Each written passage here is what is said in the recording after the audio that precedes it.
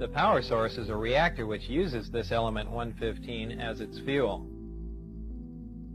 Inside the reactor, element 115 is bombarded with a proton, which plugs into the nucleus of the 115 atom and becomes element 116, which immediately decays and releases or radiates small amounts of antimatter. The antimatter is released in a vacuum into a tuned tube which keeps it from reacting with the matter that surrounds it. It is then directed towards a gaseous matter target at the end of the tube. The matter and antimatter collide and annihilate, totally converting to energy. The heat from this reaction is converted into electrical energy in a near 100% efficient thermoelectric generator.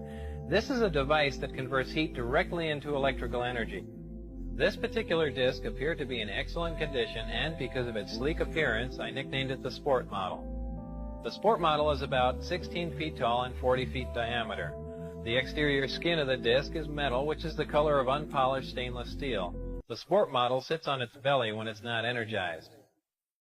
As you can see, the hatch is located on the upper half of the disc with just the bottom portion of the door wrapping around the center lip of the disc.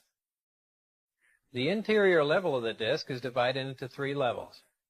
The lower level is where the 3 gravity amplifiers and amplifier guides are located. These are the things used to amplify and focus the gravity A wave that we learned about in our science lessons.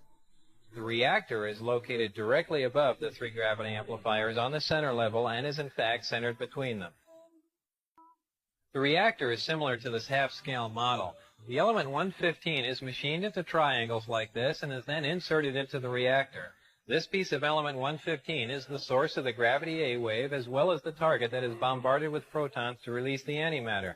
The center level of this disc also houses the control consoles and seats, both of which were too small and too low to the floor to be functional for adult human beings.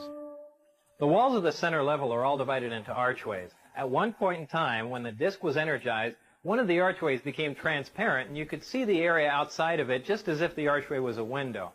After the panel had been transparent for a while, a form of writing, which was unlike any alphabetic, scientific, or mathematical symbols I've ever seen, began to appear on the transparent archway. I was never given access to the upper level of the disc, so I can't enlighten you as to what the porthole-like areas are, other than I can assure you that they're not portholes. The S4 installation is built into the mountain and the 9 hangar doors are angled at about 60 degrees. These doors are covered with a sand-textured coating to blend in with the side of the mountain and the desert floor. My ID badge had a white background with 1 light blue and 1 dark blue diagonal stripe in the upper left-hand corner. At the bottom of the badge, there were letters and numbers designating various areas, including S4. The hangar was equipped with typical tools and extensive electronic equipment. The gravity amplifiers of the disc can be focused independently, and they are pulsed and do not stay on continuously. As you can see, as the output of the gravitational field from the amplifiers becomes more intense, the form of space-time around the disc not only bends upward, but at maximum distortion actually folds over into almost a heart shape around the top of the disc. The program out at Area S4 consisted of 3 projects: Project Galileo, Project Sidekick, and Project Looking Glass. Project Sidekick dealt with a beam weapon that had a neutron source and was focused by a gravity lens. Project Looking Glass dealt with the physics of seeing back in time. I would randomly be taken into a small room which contained a table, a chair, and 120 or so briefings in blue folders.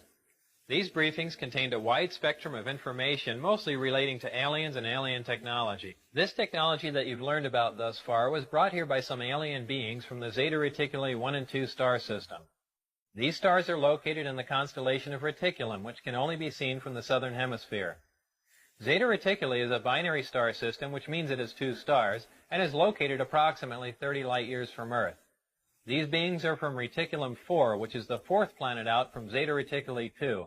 A day on Reticulum 4 is 90 Earth hours long. The beings are 3 to 4 feet tall and weigh 25 to 50 pounds. They have grayish skin and large heads with almond-shaped wraparound eyes. They have very slight nose, mouth, and ear positions and are hairless.